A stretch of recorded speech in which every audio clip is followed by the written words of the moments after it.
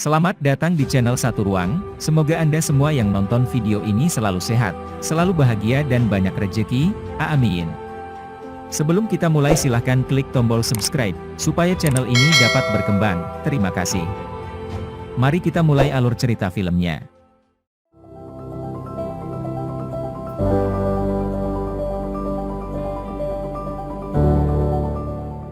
Beberapa perampok bertopeng tengkorak bersiap merampok bank di tengah kota. Saat itu bank cukup ramai dan banyak pengunjung. Seorang manajer bank, Hutchinson, terlihat sedang melayani seorang klien. Namun saat mengantar kliennya pergi, tiba-tiba dia melihat salah satu perampok bertopeng di depannya dan dia tertembak. Untungnya, Hutchinson bisa selamat. Namun secepat mungkin, para perampok melancarkan aksinya. Perampokan itu sangat kasar. Setelah mengambil uang di brankas, Hutchinson dibunuh tepat di depan kamera CCTV. Perampok juga memasang bom waktu yang akan meledak 15 menit kemudian, agar tidak ada yang bisa melaporkan kejadian ini ke polisi. Adegan kemudian menunjukkan Hubert, pemilik bank, sedang bertemu dengan pengusaha lain. Kemudian, dia diberitahu oleh stafnya bahwa ada telepon masuk dari seseorang bernama Dudley. Di sisi lain, seorang detektif senior FBI baru saja muncul di depan bank, dan detektif tersebut bernama Jonathan. Maka, Jonathan langsung menganalisa motif perampokan, serta waktu kejadian. Tak hanya itu, Jonathan juga ingin mengetahui bagaimana mereka merampok bank tersebut. Saat itu, mereka mengetahui bahwa bom waktu yang digunakan para perampok bukanlah bom waktu asli.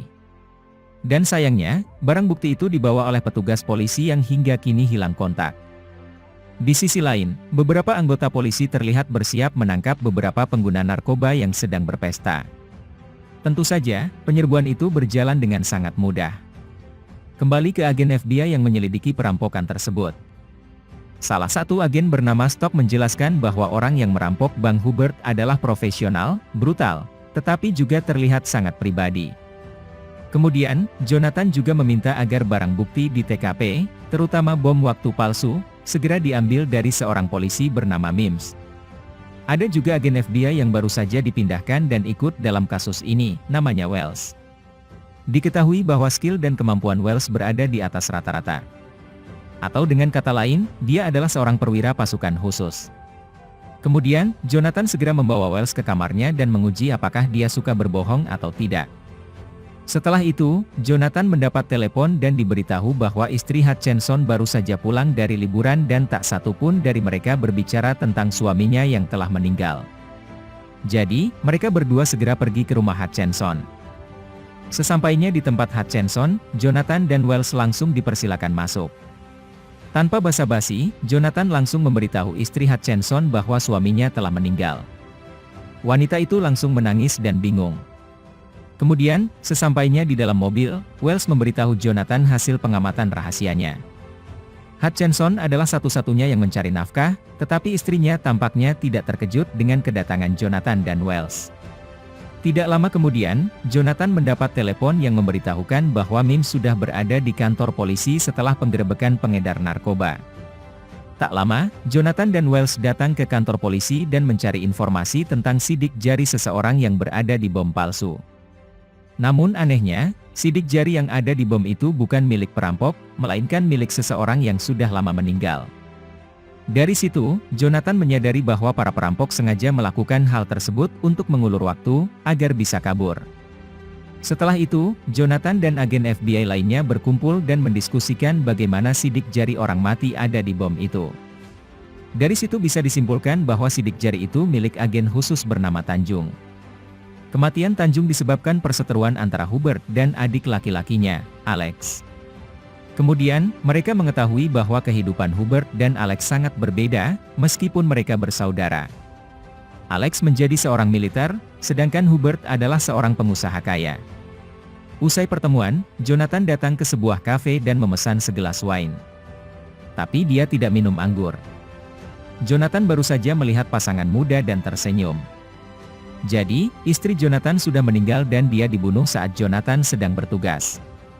Di sisi lain, seorang agen FBI, Chase, datang ke rumah istri Tanjung. Sahabat Tanjung diketahui sering datang ke rumahnya untuk memberikan uang. Di tempat lain, Taegan, seorang manajer bank, sedang pergi ke bank. Namun tiba-tiba, di dalam mobilnya, ada dua perampok bertopeng. Kemudian salah satu perampok mengatakan melalui rekaman suara bahwa Taegan harus membuka brankas bank, karena hanya dia yang bisa melakukannya. Agar Taegan tidak bergerak, para perampok akan mengurung keluarganya sebagai tawanan. Selain itu, para perampok memberikan alat kepada Taegan, sehingga mereka bisa melihat semua gerak-gerik Taegan. Sesampainya di bank, Taegan berjalan dengan penuh ketegangan dan kehati-hatian. Dia kemudian menyuruh semua karyawannya untuk membeli kopi dan istirahat. Kemudian, saat bank sudah kosong, Taegan masuk ke dalam brankas dan membuka salah satu brankas. Tidak lama kemudian, para perampok datang. Tentu saja, saat karyawan kembali ke bank, para perampok langsung menghabisi kepala keamanan. Namun kali ini aksi mereka tidak begitu beringas, karena salah satu perampok berhasil menolong seseorang yang tertembak. Kemudian, mereka mengambil sebagian uang dan juga surat berharga yang ada di dalam brankas tersebut. Setelah itu, tangan kanan Hubert, Dudley, lewat di depan bank. Tentu saja, salah satu perampok langsung mendatanginya dan melemparkan bom ke dalam mobilnya. Dan pada akhirnya, Dudley dihabisi oleh perampok tersebut. Setelah perampokan selesai, polisi dan agen FBI datang untuk memeriksa TKP. Dan tentu saja, Jonathan dan Wells juga ada di sana. Namun di sisi lain, Hubert yang mengetahui bahwa tangan kanannya telah terbunuh sangat kesal hingga memecahkan kaca meja. Sementara itu, Taegan kini aman dari ancaman para perampok. Tak hanya itu, keluarganya juga selamat. Tapi Jonathan punya pertanyaan, apa yang dilakukan Taegan di brankas, karena dia tidak disuruh mengambil apapun dari sana.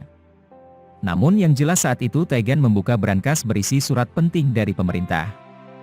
Adegan bergerak dan diketahui bahwa Wells menemukan bukti yang menunjukkan sidik jari Tanjung lagi. Dan tak lama kemudian, Jonathan pergi menemui Mims yang diketahui menyetor beberapa bundel dolar di kantornya. Mims mengatakan, uang tersebut merupakan hasil sedekah dari perusahaan Hubert yang dititipkan kepadanya. Tapi anehnya, Mims tidak mau mengungkit hal ini ke media massa. Karena dia takut itu akan menjadi fitnah bagi masyarakat. Usai debat, Mims kembali ke rumahnya.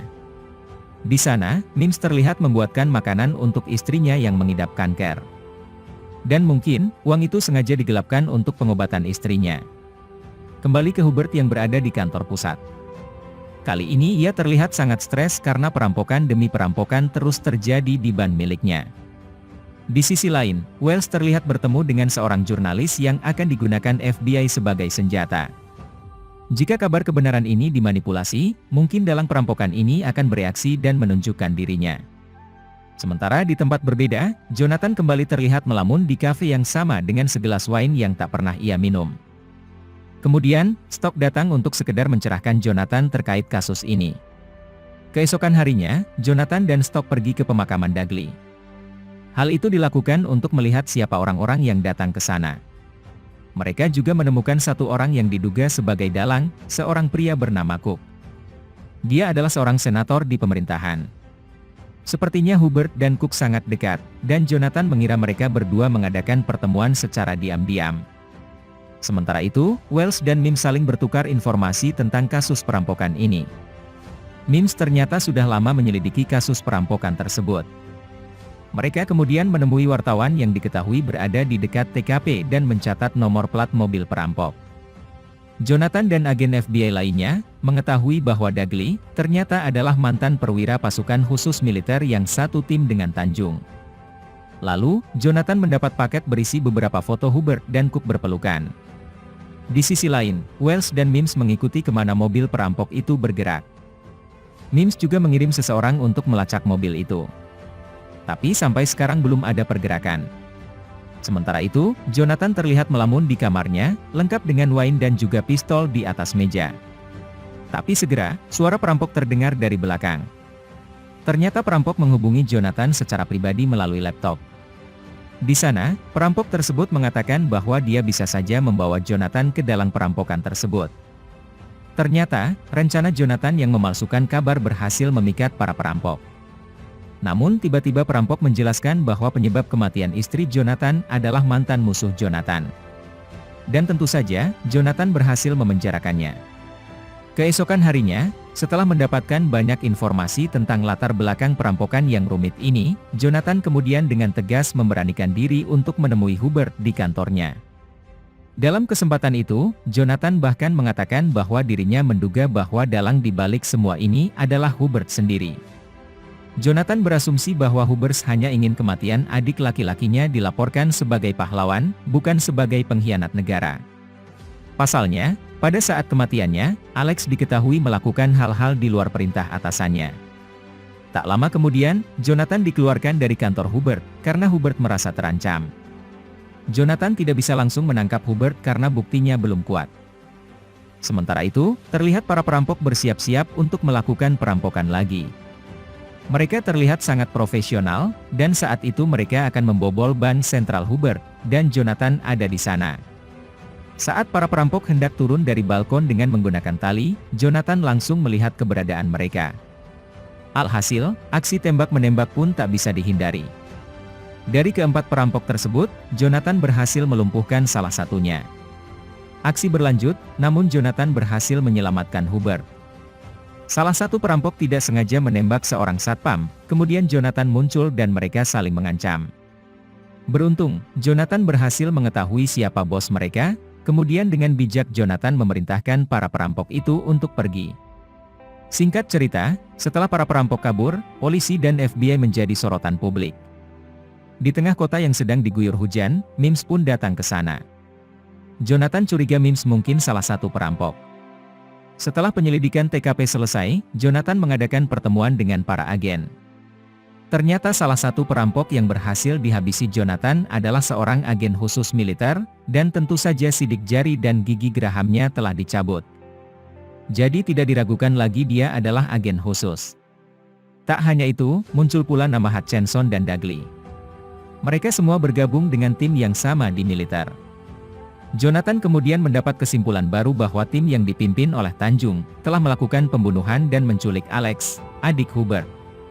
Pertemuan dengan agen belum selesai, namun tiba-tiba agen lain mengatakan bahwa Hubert sudah keluar dari ruang interogasi, karena Cook datang ke sana untuk membebaskannya. Sementara itu, Wells dan Mims mulai beraksi. Mereka datang ke apartemen istri Tanjung. Ketika hendak masuk ke dalam apartemen, mereka melihat seorang laki-laki yang baru saja meninggalkan tempat itu. Wells dan Mims menemukan beberapa gumpalan dolar. Dan diketahui pria yang baru saja pergi adalah adik Tanjung. Jadi, Wells dan Mims berencana mengikuti kakak Tanjung lebih jauh. Saat berada di kantor Jonathan, dia dan Stock kembali mendapatkan paket berkas. Saat dibuka, isinya semua data dan informasi penting milik Hubert. Dan dokumen itu juga didapat dari bank Hubert. Jadi, dapat disimpulkan bahwa perampok ingin mengkambing hitamkan Hubert. Setelah berjalan jauh, Wells kembali ke Jonathan dan melaporkan hasil penyelidikannya kepada Mims. Wells juga menceritakan kepada Jonathan bahwa dia adalah bos yang bijak dalam menangani kasus ini. Di sisi lain, Mims bersama rekannya memata-matai adik Tanjung. Kemudian, Mims keluar dari bar dan terlihat seperti sedang mabuk berat. Tiba-tiba, Wells datang dan membawa Mims pulang. Di sini, Mims mengaku sangat tertekan karena tidak bisa mengajak istrinya berlibur, sementara istrinya mengidap kanker. Saat kembali ke rumah, Mims menangis sejadi-jadinya, namun istrinya berkata sebaliknya. Dia sabar dan tidak ingin pergi kemanapun. Singkat cerita, Jonathan kembali menjadi pria yang pernah menjadi musuhnya, yang membunuh istrinya. Di sisi lain, seorang informan dari Mims menceritakan bahwa adik Tanjung mulai berpindah-pindah. Adik Tanjung juga diketahui memiliki sejumlah uang yang selama ini dicari Mims. Sementara Jonathan, Wells, dan juga Stock, kini berencana menangkap Hubert, yang meyakini bahwa Hubert adalah dalang di balik semua kasus ini. Ketika mereka mencari tahu kemana tujuan Hubert, mereka akan mencegatnya di bandara. Tapi tiba-tiba, Chase datang dan memberitahu bahwa istri Tanjung akan tampil malam ini. Tentu akan menjadi kesempatan bagi mereka untuk mengetahui apakah Tanjung akan hadir di sana, karena selama ini sidik jari Tanjung ada di mana-mana. Tak lama setelah istri Tanjung selesai manggung, Jonathan bertemu dengan seorang pria yang ternyata adalah Tanjung. Kecurigaan Jonathan memang benar, jika Tanjung masih hidup. Di saat yang sama, Mims hendak meninggalkan rumahnya. Dia memberitahu istrinya bahwa dia harus melakukan ini. Selain itu, Wells dan Stock segera bergerak mengejar Hubert. Sedangkan Jonathan, kini ia terus menginterogasi Tanjung dan hasilnya cukup membuat Jonathan puas, karena Tanjung menceritakan awal mula masalah ini. Saat itu, Tanjung bersama pasukannya ditugaskan untuk menangkap gembong narkoba. Namun ternyata orang yang mereka serang ternyata hanyalah mahasiswa. Segera, pasukan khusus lainnya muncul dan menyerang mereka secara brutal. Tentu saja pasukan Tanjung yang sedang dalam keadaan takwa langsung tewas dan hanya Tanjung sendiri yang bisa selamat. Tanjung tahu bahwa dia telah dijebak oleh atasannya. Di sisi lain, Mims dan anak buahnya bergerak untuk merampok bank. Namun Mims memutuskan untuk keluar dari operasi tersebut, sehingga polisi hanya menyergap 2 anak buah Mims yang selama ini diduga sebagai anggota perampok bank. Namun Mims datang ke kantor Jonathan, dan di sini Jonathan langsung mengira bahwa Mims adalah salah satu dari 3 perampok yang tersisa. Namun, Mims menyatakan bahwa dia juga telah dijebak oleh Hubert, jadi kali ini Mims akan membantu Jonathan. Di sana, Jonathan diberitahu bahwa Wells adalah mantan perwira pasukan khusus yang dikirim untuk menyerang pasukan Tanjung. Selain itu, Wells dan Stock berusaha keras untuk menangkap Hubert namun gagal. Kemudian, Jonathan menyusul Stock dan Wells, karena Stock pasti akan diserang. Asumsi ini benar, karena saat ini Wells dan 2 orang lainnya telah mengepung Stock. Saat Jonathan tiba di TKP, Wells sudah meninggalkan Stock. Sementara Mims pergi ke terowongan tua, di mana Wells sudah ada dan hendak pergi. Namun karena Mims bersikeras menahan Wells, dia harus menembak mati Mims. Keesokan harinya, Jonathan diberitahu oleh Stock bahwa Hubert telah melarikan diri ke Meksiko. Jadi, Jonathan memutuskan untuk mengejarnya di sana. Ketika Jonathan tiba di sebuah kafe di Meksiko, dia bertemu dengan Wells lagi. Tentu saja, Jonathan kecewa dengan Wells. Namun mengetahui bahwa Wells tidak cocok dimanapun, Jonathan bersedia menerimanya kembali sebagai agen FBI. Di akhir cerita, Jonathan menghampiri Hubert yang duduk di meja sebelahnya. Awalnya dia bertindak sebagai teman, namun tiba-tiba, Jonathan mengambil garpu dan langsung menikam Hubert hingga tewas. Tamat. Terima kasih sudah menonton, silahkan subscribe channel ini. Semoga Anda semua yang nonton video ini selalu sehat, selalu bahagia dan banyak rezeki, amin. Terima kasih.